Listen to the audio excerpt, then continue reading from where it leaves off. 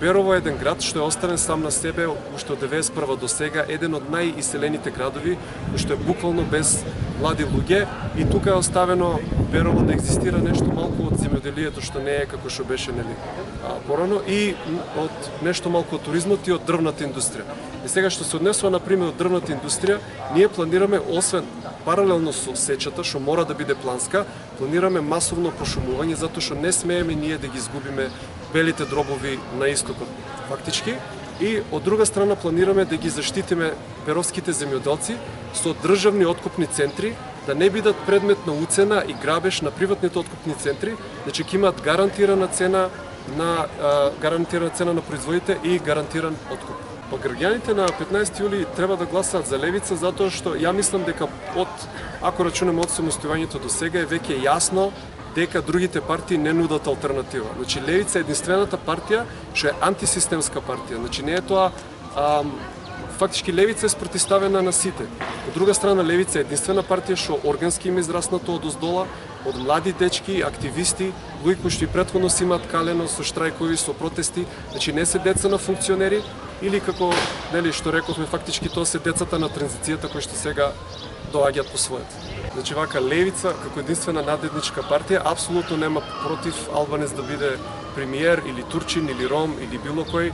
На тој начин имаме ние членови од сите националности, имаме двајца носители у двојка и у шестка кои што се од националност. Работата е што е тоа еден ефтин трик, тоа е ефтин популизам кој што уште повеќе ги зголемува дивизиите меѓу македонците и албанците, и кој што нема апсолутно да донесе ништо ново. Значи не се работи дали е премиерот македонец, албанец, турчин или ром, работа е дали тој премиер ќе работи за граѓаните. Левица не иде од врата на врата, ние мислиме дека тоа ги иритира граѓаните, ние поише се трудиме да нашите пропаганден материјал го делиме на пазари, на шеталишта и слично, кај што веќе луѓето се излезени.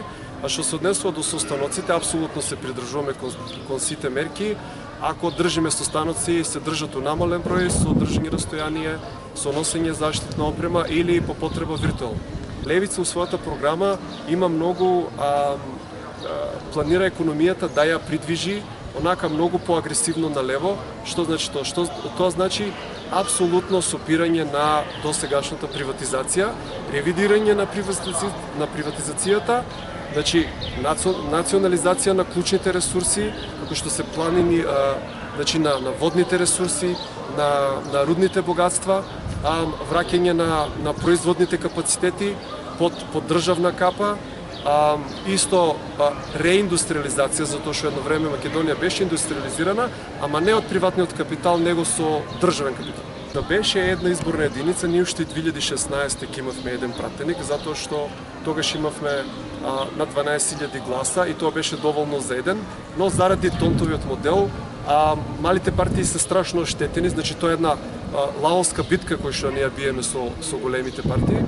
И нашите очекувања се многу позитивни, значи еве и овде бевме многу топло примени од Беровчани, значи ние очекуваме негде до 5 пратеници сигурни дека има Левица.